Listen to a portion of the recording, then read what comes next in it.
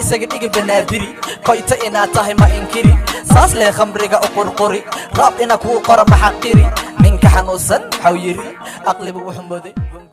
Funny Boy miyaa ula jeeday heestan inuu ku karbaashayo alfanaan Sharma Boy maxay tahay arrinkan sida weyn social media looga hadal hayo ee labadan raabar Funny Boy oo ka hadlay arrimo badan oo xasaasiya oo arrimahan quseeya warbixin ayaan idinkaga hayaa daawadayaal muuqaalka like noo saara subscribe gareeya channelkeenan duceysana media sidaad inoo dhiirigelisaan ku mahadsanidin la jaanqaadka iyo la socodkiina daawadayaal ugu horreyn daawadayaal haddaan u guda galno muuqaalkeenan waxaa baraha bulshada dhex yaacaya in fanaanka lagu magacaabo Funny Boy ee raabarka ah ee reer Muqdisho inuu hees ku karbaashay Sharma Boy heesta oo qaybtan dadka inta badan ay TikTok ku soo qaateen ama ay soo galiyeen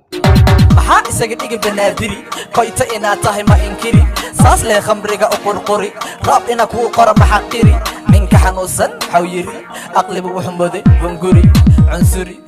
sheeko markii ay halkaa marayso Funny Boy oo ah fanaanka heesta soo qaaday oo ka hadlay arrinkan ayaa been abuur iyo propaganda ku tilmaamay waxaan baraha bulshada lagu baahinayo haddaba daawade ila dhageyso codka Funny Boy madaxa ay saaran tahay horta beenta ma brada way jirtaa hees aan soo qaadnay inini heestan ana gacanteeda ku qoray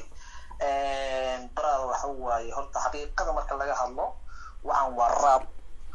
raabna sidiisa waa rag iska dhicis laakiin raab walbo la soo qaado macnaha magac laguma darno qofna ma tilmaamno isku dhiig aan nahay magaca Soomaali naga wada dhaxeeyo